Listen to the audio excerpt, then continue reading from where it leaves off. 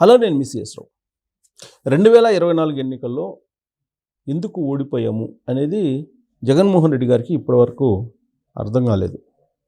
యాక్చువల్గా రిజల్ట్ వచ్చిన తర్వాత మీడియా సమావేశం పెట్టి జగన్మోహన్ రెడ్డి గారు మాట్లాడింది ఏంటంటే, మంచి చేశాము కానీ ప్రజలు ఓట్లు ఎటు వెళ్ళాయో, ఢిల్లీలో బీజేపీ పెద్దలు ఉన్నారు, ఈవీఎంలు ఉన్నాయి, ఈవీఎంలో ఏదో జరిగిందని చెప్పేసి అంటున్నారు, కానీ ఆధారాలు లేవు అని చెప్పి ఇలాంటి మాటలు మాట్లాడారు.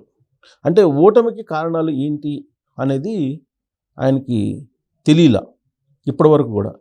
తాజాగా ఆయన బుధవారం రోజు ఒక ప్రెస్ మీట్ పెట్టి, ఆ ప్రెస్ మీట్లో ఒక ప్రస్తావన వచ్చింది. అసెంబ్లీలో మరో 10 ఏళ్ల పాటు చంద్రబాబు నాయుడు గారే ముఖ్యమంత్రిగా ఉండాలి అనేది పవన్ కళ్యాణ్ వ్యాఖ్యానించారు. మరి మీరేమో చంద్రబాబు నాయుడు గారి గురించి చెడ్డగా చెబుతున్నారు, మరి 10 సంవత్సరాలు ముఖ్యమంత్రిగా ఆయన ఉండాలని కోరుకుంటున్నారు అనే దాని మీద మీరు రెస్పాండ్ కాండి అని చెప్పి అడిగితే జగన్మోహన్ రెడ్డి గారు రెస్పాండ్ అయ్యారు.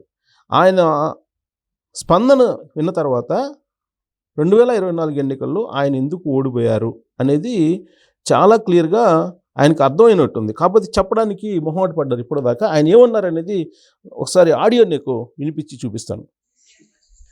సో ఆయన అన్నారన్నమాట, ఆ మాటకి ఏంటి, చంద్రబాబు నాయుడు గారు ఉంటారు అనేది వాళ్ళు చేసే మంచి పనుల మీద ఆధారపడి ఉంటుంది.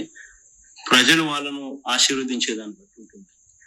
అది ఎవరు సీఎంగా ఉంటారనేది వాళ్ళు చేసేటువంటి మంచి పనుల మీద ఆధారపడి ఉంటుంది అని ఇంకోసారి వినండి. సార్, మీరేమో చంద్రబాబు గారికి విలువ లేవంటున్నారు, డిప్యూటీ సీఎం గారు చెప్తున్నారు మరో 10 ఏళ్ల పాటు చంద్రబాబు సీఎం గా ఉండాలని. ఈరోజు అసెంబ్లీలో జరిగింది.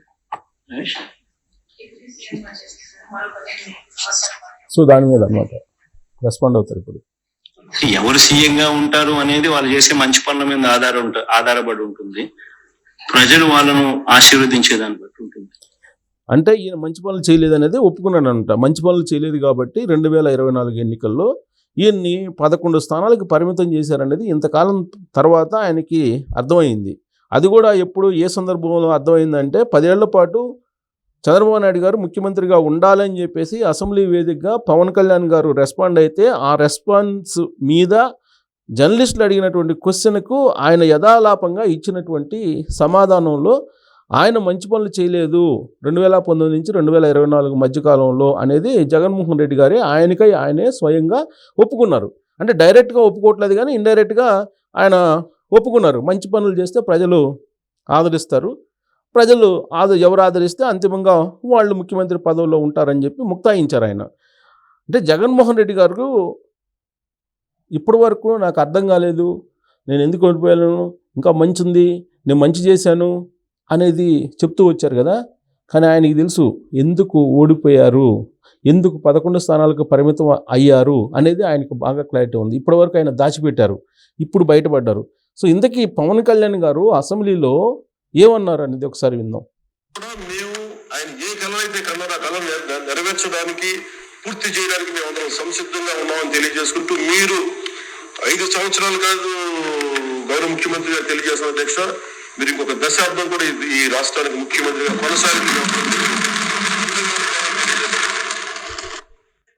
సో అసెంబ్లీ సాక్షిగా పవన్ కళ్యాణ్ గారు 5 ఏళ్ళు కాదు ఇంకొక 10 ఏళ్ళు చంద్రబాబు నాయుడు గారు అధికారంలో ఉండాలి, ఆయన కన్నటువంటి కళలు ఆంధ్ర రాష్ట్రం మీద ఏవైతే ఉన్నాయో అవన్నీ నెరవేరాలని చెప్పేసి మనస్ఫూర్తిగా పవన్ కళ్యాణ్ గారు కోరుకున్నారు. నిజంగా పవన్ కళ్యాణ్ గారిని అప్రిషియేట్ చేయాలి ఇక్కడ.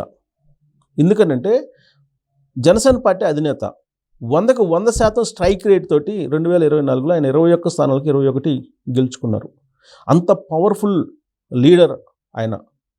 ప్రస్తుతం కూటమిలో ఉన్నారు. అందరూ చాలామంది ఆయన సీఎం పదవి కోసం ఎందుకు పోటీ పడకూడదు, అసలు సీఎం పదవే అవసరం లేదని చెప్పి ఎలా చెప్పారు, అసలు పార్టీ పెట్టింది ఎందుకు, చంద్రబాబు నాయుడు కోసం పెట్టారా లేదా తెలుగుదేశం పార్టీ అధికారంలో రావడానికి పెట్టారా, ఇలాంటివన్నీ కూడా పాపం ఆయన్ని అన్ని రకాలుగా పొడిచారు, అన్ని వైపుల నుంచి పొడిచారు. అటు సామాజిక వర్గం పరంగా పొడిచారు ఆయన్ని, తర్వాత ఆయన రాజకీయంగా పనికిరాడని చెప్పి పొడిచారు, నిలకడ లేనటువంటి మనిషి అని చెప్పి పొడిచారు.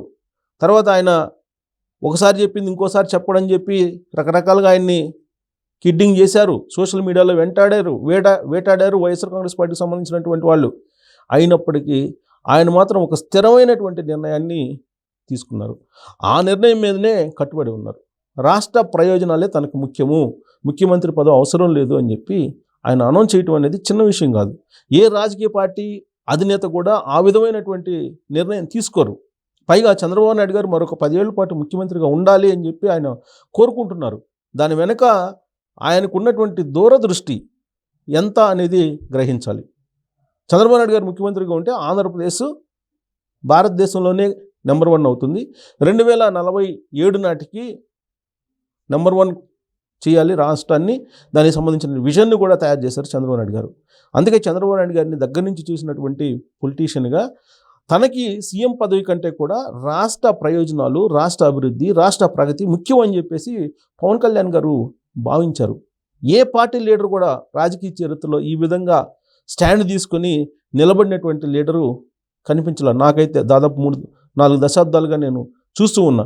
అసలు ముఖ్యమంత్రి పదవి నాకు అవసరం లేదు, రాష్ట్ర ప్రయోజనాలే నాకు ముఖ్యం అని చెప్పినటువంటి పార్టీ అధినేత ఎవరైనా ఉన్నారంటే బహుశా పవన్ కళ్యాణ్ గారే అవుతారు, మొట్టమొదటి పొలిటీషియన్. అంత స్ట్రాంగ్ నిర్ణయం తీసుకొని ఇన్ని రకాలుగా ఈ కూటమిని విడగొట్టాలని ప్రయత్నం చేస్తున్నప్పటికీ కూడా రకరకాల శక్తులు, ఆయన మాత్రం ఒకే స్టాండ్ తోటి ఉన్నారు. పైగా చంద్రబాబు నాయుడు గారు మరొక 10 ఏళ్ల పాటు అధికారంలో ఉండాలని కోరుకుంటున్నారు. అలాంటి చంద్రబాబు నాయుడు గారిని విలువలు లేనటువంటి మనిషి, విలువలు లేనటువంటి పొలిటీషియన్ చంద్రబాబు నాయుడు గారు అనేది పవన్ కళ్యాణ్ గారికి వ్యతిరేకంగా మాట్లాడుతూ ఉన్నారు జగన్మోహన్ రెడ్డి గారు. విలువలు లేనటువంటి మనిషి చంద్రబాబు నాయుడు గారు అని చెప్పి ఆయన చెప్తూ ఉన్నారు. చెప్తూ ముఖ్యమంత్రిగా ఎవరు ఉండాలనేది ప్రజలు నిర్ణయిస్తారు, మంచి పని చేసినటువంటి వాళ్ళని ప్రజలు ముఖ్యమంత్రిగా ఎంచుకుంటారు, అంతిమంగా ప్రజల నిర్ణయానికి ఎవరైనా కట్టుబడి ఉండాలి అని చెప్పి చెప్పారు. అంటే ఆయన మంచి పనులు చేయలేదు కాబట్టే ప్రజలు ఆయన్ని అధికారం నుంచి దించివేశారు అనేది ఆయనే స్వయంగా ఒప్పుకున్నారు. సో ఇప్పుడు జగన్మోహన్ రెడ్డి గారు 2019 నుంచి 2024 వరకు ఏం చేశారు, ప్రజలు ఎందుకు తిరస్కరించారు అనేది మనం గుర్తు చేసుకుంటే కనుక 2019 ఎన్నికలకు ముందు ఆయన చేసినటువంటి ప్రామిస్లు ఏమిటి? మద్యపాన నిషేధం, సిపిఎస్ రద్దు, ఇలాంటివన్నీ కూడా సెన్సేషనల్ స్టేట్మెంట్స్ ఇచ్చారు. ఇవన్నీ కూడా పక్కకు జరిపేశాడు. మద్యపాన నిషేధం అని చెప్పి మద్యాన్ని ఆయనే తయారు చేసి ఆయనే అమ్మించారు, ఆయనే సొంత కౌంటర్లు పెట్టుకున్నారు, ఆయనే ఆన్లైన్ పేమెంట్ లేకుండా సొంతగా కరెన్సీ తీసుకొని ఆ కరెన్సీని ఏం చేశారో కూడా ఎవరికి తెలియదు. అందుకే ఆడిన మాట తప్పినటువంటి పొలిటీషియన్గా జగన్మోహన్ రెడ్డి గారు మిగిలిపోయారు. ఇక సిపిఎస్ రద్దు అదంతా 15 రోజుల్లో అయిపోతుంది అని చెప్పి ఉద్యోగులకు హామీ ఇచ్చారు. ఆ తర్వాత సిపిఎస్ రద్దు కుదరదన్నారు. దాని ప్లేస్లో జీపీఎస్ తీసుకొచ్చారు. ఉద్యోగులకు కరెక్ట్గా జగన్మోహన్ రెడ్డి గారు ఏం చేయాలనో అది చేశారు. ప్రత్యేక హోదా మెడలు వంచి నేను తీసుకొస్తాను, నాకు ఓట్లు వేయండి అని చెప్పి 2019లో అడిగారు. 2019 ఎన్నికల్లో అడిగితే ప్రజలు నమ్మారు. 2019 ఎన్నికల్లో ఆయనకి ఓట్లు వేసి గెలిపించారు. ముఖ్యమంత్రి అయిన తర్వాత ఆయన ఏం చేశారు? ప్రత్యేక హోదా అనేది దేవుడి దయ అని చెప్పి చెప్పారు. ఢిల్లీ మెడలు వంచడం కాదు కదా, ఢిల్లీ దగ్గర మోకారిల్లి ఆయన సొంత కేసులకి సంబంధించినటువంటి వ్యవహారాలన్నీ నడుపుకుంటున్నారనేది ఆయన మీద ఉన్నటువంటి ఆరోపణ. అంటే జగన్మోహన్ రెడ్డి గారు ఎన్నో తప్పులు చేశారు. ఆ తప్పులన్నీ ఏమేమి ఉన్నాయనేది ఆయనకి బాగా స్పష్టత ఉంది. తప్పులు చేసినటువంటి వాళ్ళని కింద కూర్చోబెడతారు, అధికారం ఇవ్వరు, తప్పులు చేస్తే ఓడిపోతారు అని చెప్పి ఆయనే ఇప్పుడు పరోక్షంగా ఒప్పుకున్నారు. డైరెక్ట్గా ఆయన ఒప్పుకోవట్లా. కొన్ని తప్పులు జరిగాయని చెప్పి చంద్రబాబు నాయుడు గారు ఒక సందర్భంలో ఆయన 2024 ఎన్నికలకు ముందు అనేకసార్లు చెప్పారు.